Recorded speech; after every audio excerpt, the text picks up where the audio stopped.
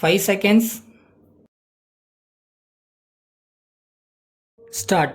தலைவர் அவர்களே, தமிழ்நாடு மின்சார வாரியத்தின் வரவு செலவு திட்டத்தின் மீதான விவாதத்தில் பங்கேற்று ஒரு சில வார்த்தைகள் கூற விரும்புகிறேன். முதலாவதாக, மின் கட்டணத்தை வசூலிப்பதில் இப்போது உள்ள ஏற்பாடுகளில் உள்ள குறைபாடுகள் என்ன என்பது எல்லோருக்கும் நன்றாக தெரியும் என்று நினைக்கிறேன். மின் கட்டண அலுவலகங்களுக்கு சென்று பொதுமக்கள் மின் கட்டணத்தை செலுத்துவதில் அவர்களுக்கு ஏற்படுகிற தொல்லைகள் எல்லாம் மின் வாரியத்திற்கு நன்றாக தெரியும். குறிப்பிட்ட சில நாட்களில் அலுவலகங்களில் ஏராளமான கூட்டம் கூடி தேங்கி நிற்கிற காட்சியை நாம் பார்க்கிறோம். இந்த குறைபாட்டை நீக்க நகராட்சிகளில் வரி வசூலிப்பவர்கள் இருப்பதைப் போல மின் வாரியத்திலும் வரி வசூலிப்பவர்கள் பதவியை ஏற்படுத்தி அவர்கள் வரியை வசூலிப்பதைப் போல இவர்கள் வீடுதோறும் சென்று மின் கட்டணத்தை வசூல் செய்யக்கூடிய நிலைமையை உருவாக்க வேண்டும். அப்படி செய்தால் பொதுமக்களுக்கு தொல்லைகள் குறைவதோடு பல பேருக்கு வேலை வாய்ப்பையும் உண்டாக்கும் என்று தெரிவித்துக் கொள்கிறேன். ஆகவே இது குறித்து அரசு விரைவாக பரிசீலனை செய்ய வேண்டும். அடுத்து, கல்வித்துறையில் நான் இருப்பதால் அது குறித்த ஒரு கோரிக்கையை விடுக்க விரும்புகிறேன். கல்வித்துறையில் முறைசாரா கல்வி திட்டம் என்று நடைபெறுகிறது என்பது நமக்கு தெரியும்.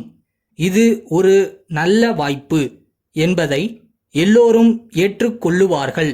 பள்ளிக்கு சென்று படிக்க வாய்ப்பு இல்லாத இளைஞர்களும் முதியவர்களும் இரவு பள்ளிக்கு சென்று படிக்கக்கூடிய ஏற்பாடுகளை முறைசாரா கல்வி திட்டத்தின் மூலம் அரசு செய்திருக்கிறது. அதற்கு நல்ல ஆதரவு இருக்கிறது என்பதை தெரிவித்துக் கொள்ள விரும்புகிறேன். ஆனால் கிராமப்புறங்களில் உள்ள பெரும்பாலான துவக்கப் பள்ளிகள், நடுநிலைப் பள்ளிகள் ஆகியவற்றில் தற்போது மின் விளக்கு வசதி இல்லை. மண்ணெண்ணெய் விளக்கின் ஒளியில் பாடம் நடத்தப்படுகிறது. இதனால் திட்டத்திற்கு சரியான கவர்ச்சி இல்லை. ஆகையால் என்னுடைய கருத்து ஒன்றை சொல்ல விரும்புகிறேன். குடிசைகளுக்கு ஒரு விளக்கு என்கிற ஒரு திட்டத்தை மின்சார வாரியம் வைத்திருக்கிறது.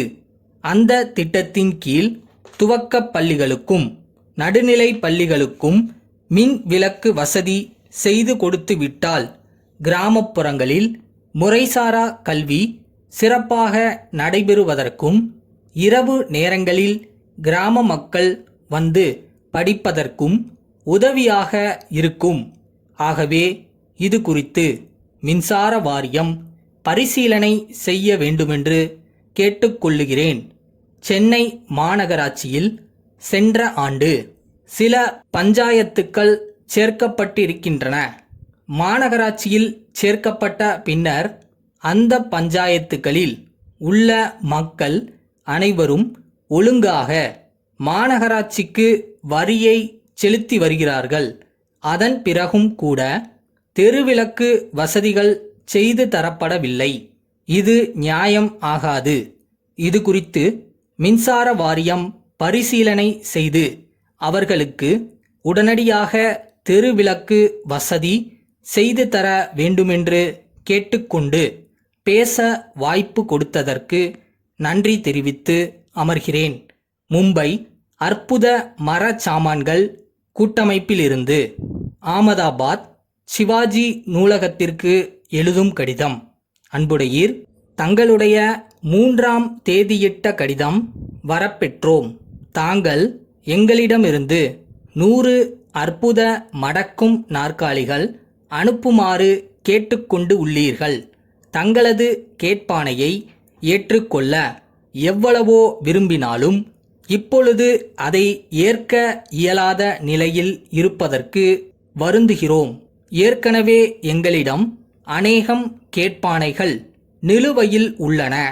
அவைகளை நிறைவேற்றுவதற்கே எங்களிடம் தற்போது உள்ள இயந்திரங்களும் வேலைக்காரர்களும் மும்முரமாக ஈடுபட்டு இருக்கும் நிலை உள்ளது. எனவே தாங்கள் சாமான்களை அனுப்புவதற்கு கூடுதல் அவகாசம் அளிக்க தயாராக இருந்தாலும் தங்களுடைய ஆணையை தற்போது ஏற்றுக்கொள்ள முடியாத நிலையில் இருக்கிறோம்.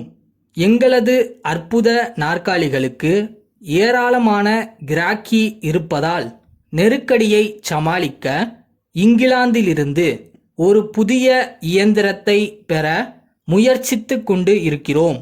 அது வந்து சேர பல மாதங்கள் ஆகலாம். ஆகையால் தங்களுடைய தேவையை பூர்த்தி செய்ய முடியாத நிலையில் உள்ளோம். வருங்காலத்தில் உங்கள் சேவையில் முன் நிற்போம். தங்கள் நம்பிக்கையுள்ள